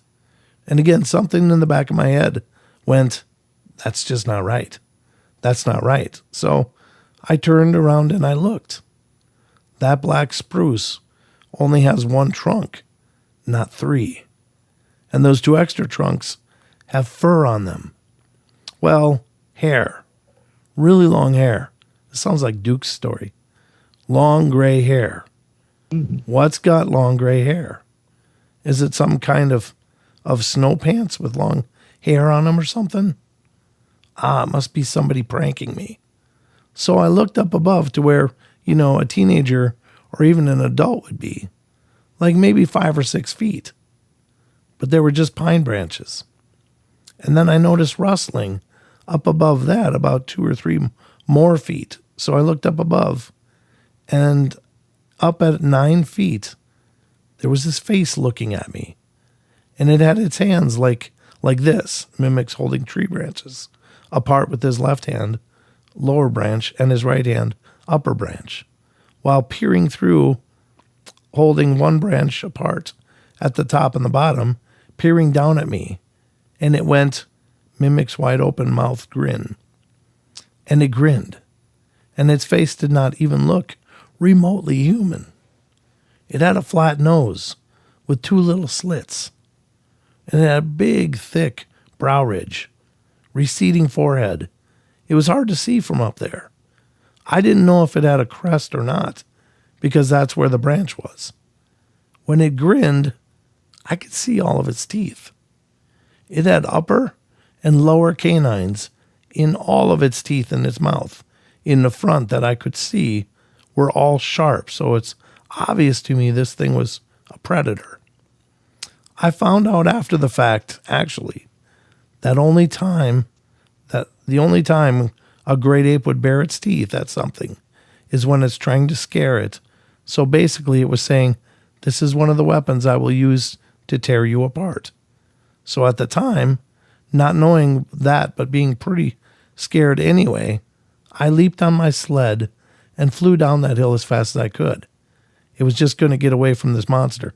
This has got to be Duke's story from Bigfoot Radio, World Bigfoot Radio. I know his story. He's told it to me. He told it on my show. About halfway down the hill, my friend was walking up and saw me coming. He said, I didn't even have to guess what was going on. I just saw your face while with your white, eyes were bulging, and you said, run like hell. So I jumped on my sled, and I was right behind you.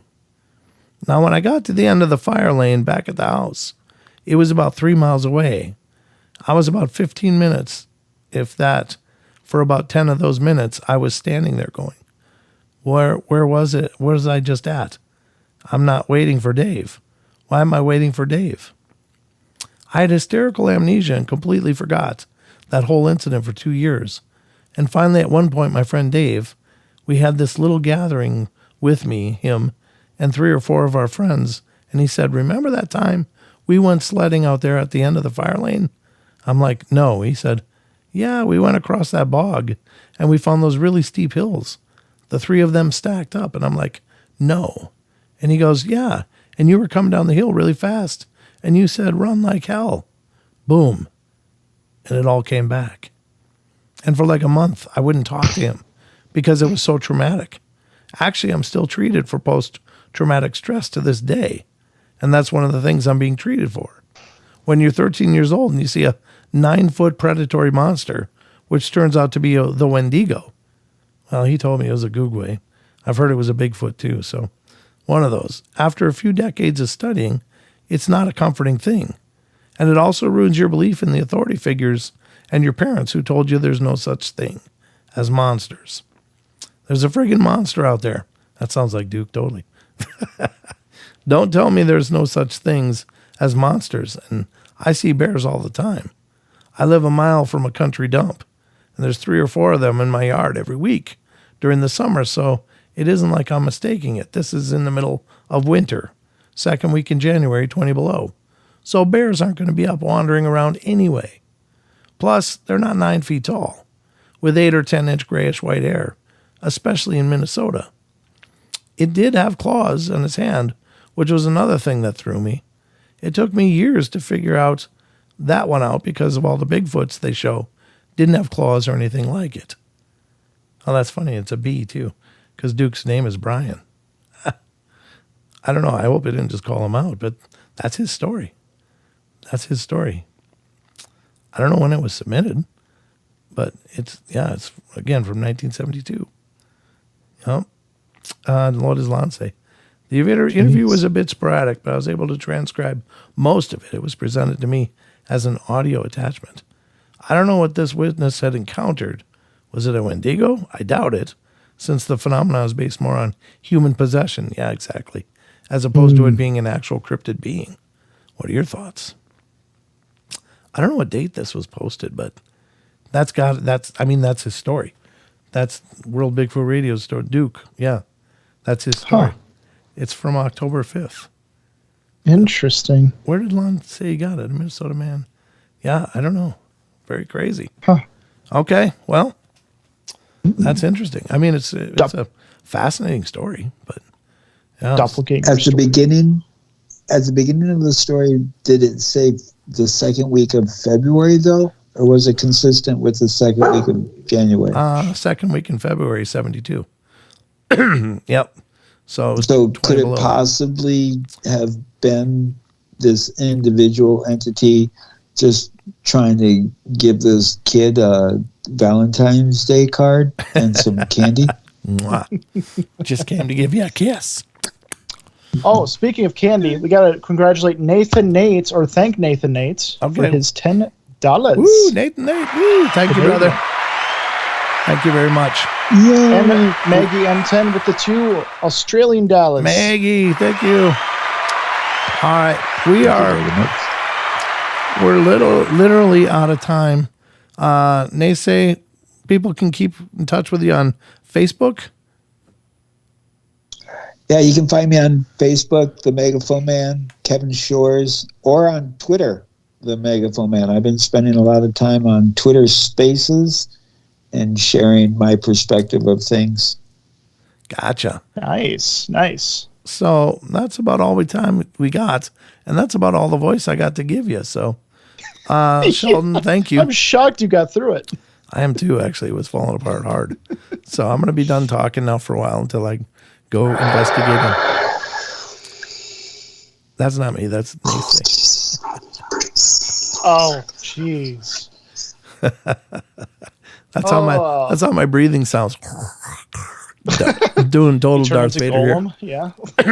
Happy Friday the 13th. Yeah. Happy Friday the 13th to all you out there. Thank you all for being here and being with us. I'm going to disconnect the network right now because it's over. And that way we won't get all the fluff from the end credits. But thank you, NESE, for joining us, brother. Yeah, thank you. Are you still there, NESE? It's a privilege and an honor. Yes. It is a privilege and an honor. Thank you, brother. And Yeah. yeah, I'm gonna be investigating now for the rest of the night. Not sure how this is gonna work, but I've got a 5-hour energy here, and I'm probably gonna stop and pick up about 10 more hours, and we should make it. But thank you everybody for being here. Definitely check out the Teespring. Check out the main homepage, right, Sheldon? That's right. I put it a lot in chat, so I know, feel free you to check it out. Keep up to date on everything Dad is doing next, what his new projects are, podcasts, and you can even get interviewed if you wish.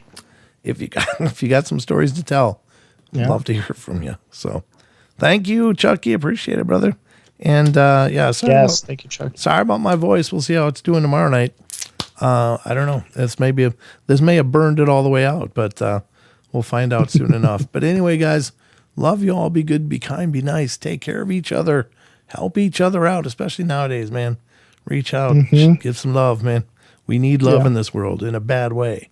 So find the magic in every day and remember to laugh as much as you can.